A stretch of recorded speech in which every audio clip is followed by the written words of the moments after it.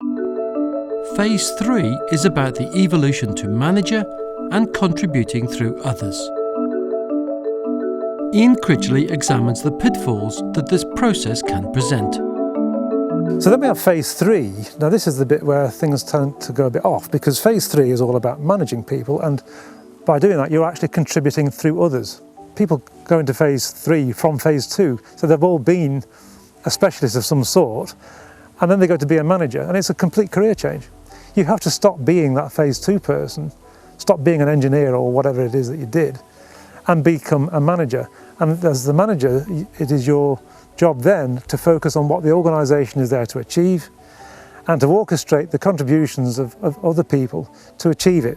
So a phase 3, an ideal phase 3 continuum would look like that, where in the lower parts this is more about first line supervision and getting the team, the phase 2 people, functioning well and collaborating and working well. So if you are contributing well as a phase 3, what you're doing is you're actually taking the contributions of other people and making them more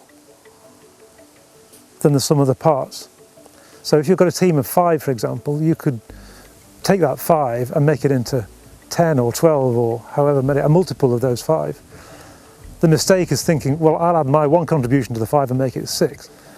And by getting involved in the technical detail and micromanaging and interfering and just doing what you did before as an expert, that actually has a detrimental effect. So you could be operating right down here.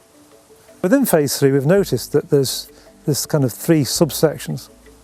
There's the first line or supervisory part of it, and that's really where your attention would be primarily looking down on the team and making sure that that team is functioning to the best of its abilities, making sure that it's a functional group of people, that they're working to their strengths, that they're collaborating, that they've got a shared vision, they're helping each other out and being supportive. In the middle level, we've got kind of middle management, and at that level you would be looking more at your peers to work together to create more possibility for the organisation, removing barriers and integrating what the combined workforce is capable of doing.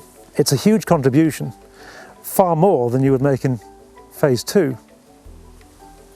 And then we have senior management, where at that level your eyes would be actually looking up more at what's happening at the company strategy level.